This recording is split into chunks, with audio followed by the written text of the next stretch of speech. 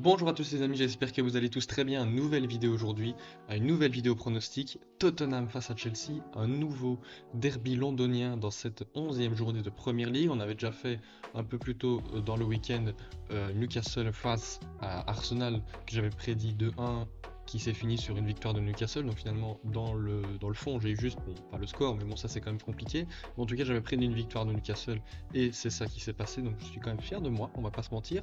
On va voir si ça va continuer dans cette voie-là avec ce Tottenham face à Chelsea. Comme d'habitude, on va revenir sur les dernières actualités des deux équipes, etc. Donc, si ce n'est pas le cas, n'hésitez pas à vous abonner parce que 99% des personnes qui ont regardé la dernière vidéo n'étaient pas abonnées. Donc franchement, n'hésitez pas. On est 480, si on pouvait arriver à 500 avec cette vidéo pronostic du derby londonien, ça me ferait super plaisir. N'hésitez pas aussi à liker et à me dire en commentaire votre pronostic pour ce match. Voilà, franchement, c'est quand même un bon match de Premier League. Ça fait quand même très très plaisir pour terminer ce week-end foot. Voilà, juste avant, en plus, après, il y a mardi, mercredi, il y a les matchs de Ligue des Champions. Je ferai encore une fois une vidéo pour Milan PSG qui sortira du coup lundi. Donc voilà, n'hésitez pas vraiment à vous abonner, il y a du contenu qui va arriver très prochainement. Et donc nous on va commencer donc par dire déjà que le match se jouera lundi à 21h, Tottenham-Chelsea, ça va vraiment être très très intéressant. Et puis nous on va commencer avec le club qui reçoit Tottenham. Ouais, j'ai mis ce logo là parce que c'est plus visuel et ça s'incruste mieux dans les images parce que sinon c'est un peu plus compliqué. Donc voilà, j'ai mis un blason derrière, c'est quand même plus beau et ça passe mieux à l'image. Donc voilà pour Tottenham qui continue sur sa bonne lancée cette saison, franchement il m'impressionne. Victoire 2-1 face à Crystal Palace à l'extérieur, je vous mettrai évidemment les actions et les buts de cette rencontre.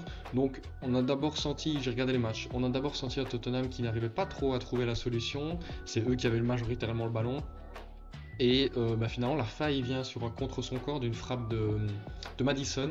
Voilà, c'est quand même bien pour lui. Encore une fois, il arrive encore à être décisif, même si c'est pas lui qui met le but, c'est quand même lui qui amène la frappe, qui amène le but. Et puis Heung-min qui vient remettre son 8e but en première ligue à la 66e. Une action très très bien menée. Madison qui va la remettre à Johnson.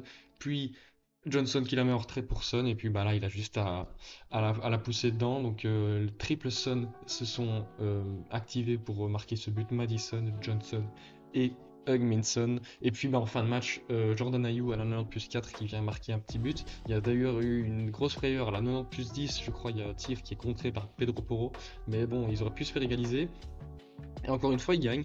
Voilà, comme j'ai dit, ils ont eu beaucoup de mal à trouver la solution dans le dernier tiers. Ils avaient quand même majoritairement la possession à 76%, mais Crystal Palace, dans son jeu en transition rapide, a été un peu plus dangereux, surtout dans la fin du match. Mais voilà, Tottenham qui continue sur sa bonne lancée, qui continue à gagner. Franchement, cette équipe, elle est vraiment très très impressionnante. Franchement, c'est voilà, deuxième, mais ils ont un match de retard. Donc s'ils gagnent, ils sont à 29 points, à 2 points d'avance sur Manchester City. Donc ouais, franchement, c'est vraiment intéressant cette équipe menée par Postecoglou. Ouais, franchement, c'est vraiment pas mal du tout. Ouais, regardez les 4 derniers matchs, c'est 15 victoires. Certes, c'est pas des gros clubs.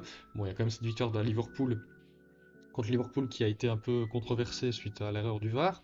Il y a une victoire à Luton 0-1, victoire face à Fulham 2-0, et puis cette victoire face à Crystal Palace 1-2. Juste avant ce match, juste avant ces 4 matchs, il y avait cette victoire, ce match nul pardon, face à Arsenal. Donc c'est quand même une équipe qui joue plutôt bien, qui arrive à gagner des matchs à l'arraché, très compliqué. Luton, c'est en toute fin de match qui marque. Voilà, encore une fois contre Crystal Palace, ça se joue à mouchoir de poche. Donc franchement, cette équipe, elle peut vraiment être très intéressante. En plus, ils ne jouent pas la Coupe de la Ligue parce qu'ils se sont fait éliminer dès le premier tour face à Fulham. Ils ne jouent pas la Ligue des Champions. Donc, franchement, ça va vraiment être un sérieux concurrent pour le titre jusqu'à un certain moment parce que voilà, ils ont quand même de belles individualités. Madison qui est lui à 3 buts 5 passes D en 10 matchs de Premier League, c'est quand même énorme. Ce joueur est un des meilleurs transferts de ce mercato estival. Et puis on a Heung-min qui renaît malgré le fait que Harry Kane soit parti. 8 buts, une passe D en 10 matchs, c'est vraiment plutôt intéressant. Mais au-delà de toutes ces individualités, il y a quand même une forte collectivité qui se ressent. Franchement, quand on regardait le match face à Crystal Palace, pardon, une fois que ça a marqué les buts, Tout le monde était content. C'est un vrai groupe qui a réussi à construire Postecoglou. Et ça, ça passe par un mercato très très intéressant, un scouting vraiment très intéressant, avec des Pedro Porro, des Mickey Van de Ven, des Madison, des Johnson, etc. Franchement, ils ont vraiment très très bien fait leur taf.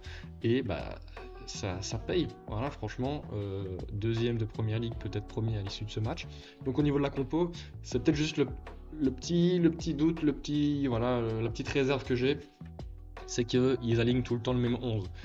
La défense à 4, normalement c'est Udogie à gauche, mais il revient de blessure, donc il ne sera pas titulaire face à Chelsea et il n'était pas face à Crystal Palace. Donc c'est Davis, Van de Ven, Romero, Porro. Le double pivot Bissouma Sarr. L'attaque Richarlison, Madison en 10, Kulusevski à droite. Et puis Son en pointe. La seule chose qu'ils peuvent se permettre en termes de joueurs en tant que titulaire qui ne va pas diminuer l'équipe, c'est mettre Johnson à la place de Richarlison et peut-être Højbjerg à la place de Bissouma, et encore parce que franchement Bissouma Sarr ils sont vraiment très très très chauds et ça me fait peur parce qu'il ne faut pas oublier que il va y avoir la Coupe d'Afrique des Nations. Bissouma c'est je ne sais plus c'est quoi, euh, oui, c'est le Mali, et Sarr c'est le Sénégal. Donc ils vont perdre leurs deux pivots et ça va faire très mal pour la suite de la compétition. Et il y a aussi Son qui va partir pour la Coupe d'Asie. Donc ouais, ça va vraiment être très compliqué pour eux, je pense. Mais ouais, franchement, c'est quand même une belle équipe. Mais je pense pas qu'ils vont aller jouer le titre. À mon avis, un top 4 serait vraiment, vraiment mérité. Et ce serait vraiment un bel exploit pour Postecoglou après cette saison assez bizarre et assez compliquée pour Tottenham la saison passée. Mais n'empêche, ils ont perdu Kane et ils se relancent super bien. En plus, au niveau des blessés, ça va. C'est juste des remplaçants quand même très intéressants. Par exemple, Perisic, qui quand même en sortie de banc est quand même très intéressant. Solomon aussi, leur recrue israélienne. Il y a aussi Udogie, comme je l'ai dit, normalement il devrait être de retour, mais ça m'étonnerait qu'il soit titulaire. Mais en tout cas, voilà. C'est quand même une belle équipe. L'équipe titulaire, moi j'ai mis 4-2-3-1. Du coup, j'ai mis Emerson Royal, j'ai préféré à Davis, parce que quand j'ai vu le match face à Crystal Palace, voilà, ça se voit qu'il a plus le temps de jeu, il ne sait plus trop se mettre, et offensivement, c'est pas un gros joueur, alors que Emerson Royal, c'est quand même un meilleur joueur offensivement, donc je l'ai privilégié. Donc la défense à 4, bah, Royal, Van de Ven, Romero, Pedro Porro, ça bouge pas. Le double pivot, Sarr, Bissouma. Le joueur en 10, Madison, évidemment. À gauche, j'ai mis Johnson, parce que je le préfère à Richarlison dans ce rôle. Et puis à droite, Kulusevski, et puis en pointe, évidemment, Heung-min Son. Mais bon, on sait bien que ça va pas rester en l'état pendant le match. On sait avec Pedro Porro, il va rentrer à l'intérieur. Emerson Royal, à mon avis, va faire la même chose, ou alors la même chose qu'Udogie, c'est-à-dire se projeter vraiment très très vite vers l'avant. Et donc voilà, franchement, Tottenham, c'est vraiment une belle équipe. Ouais, très très intéressant cette équipe. Et puis bah nous, on va partir sur Chelsea, qui a rechuté. Voilà, ils ont perdu 0-2 à Stamford Bridge face à Brentford, avec un but d'abord de Pinnock à la 58e, et puis en toute fin de match, Brian Mbeumo à la 90+6. Un match qu'ils n'ont vraiment pas du tout bien géré, parce qu'on voit quand même qu'il y a 17 tirs, il y a quand même 17 possibilités. Et pourtant, il y a seulement 2 tirs cadrés. Donc, ben, il y a encore ce manque de numéro 9, ce 9 qui va t'assurer un match, un but ou deux par match. Et ça, il le manque cruellement parce que il montre des belles choses. C'était vraiment intéressant. Il n'y avait pas Enzo Fernandez, il me semble. C'est peut-être ça qui a joué, mais bon, voilà. Mais en tout cas, on voit que Brentford est beaucoup plus efficace. 7 tirs, 5 cadrés, avec seulement 31% de possession. Donc leur contre-attaque, ils les ont super bien joués. Chelsea, au contraire, eux, bah, n'a pas très bien joué ses coups offensifs. Et bah, franchement, c'est dommage parce qu'ils étaient sur 3 bonnes, même 4 bonnes rencontres. Une victoire face à Brighton en coupe. Chelsea face à Fulham 0-2 à l'extérieur, puis une nouvelle fois à l'extérieur 1-4 face à Burnley, et puis surtout à 2-2 face à Arsenal où ils menaient jusqu'à la 60e je crois, ou 70e face à Arsenal, et puis ils se font rejoindre en fin de match. Mais voilà, c'est dommage parce qu'il y a quand même du mieux du côté de Chelsea. Pochettino fait quand même un bon travail, je trouve, malgré tous les nouveaux arrivés, voilà, etc. C'est quand même compliqué de manier un groupe avec autant de nouveaux joueurs qui n'ont pas été les automatismes. Mais donc voilà, c'est quand même intéressant. Malheureusement, ils sont quand même 12e du championnat, avec seulement 12 points. Voilà, 3 victoires, 3 nuls, 4 défaites. Donc, ouais, c'est vraiment dommage cette équipe de Chelsea qui rechute.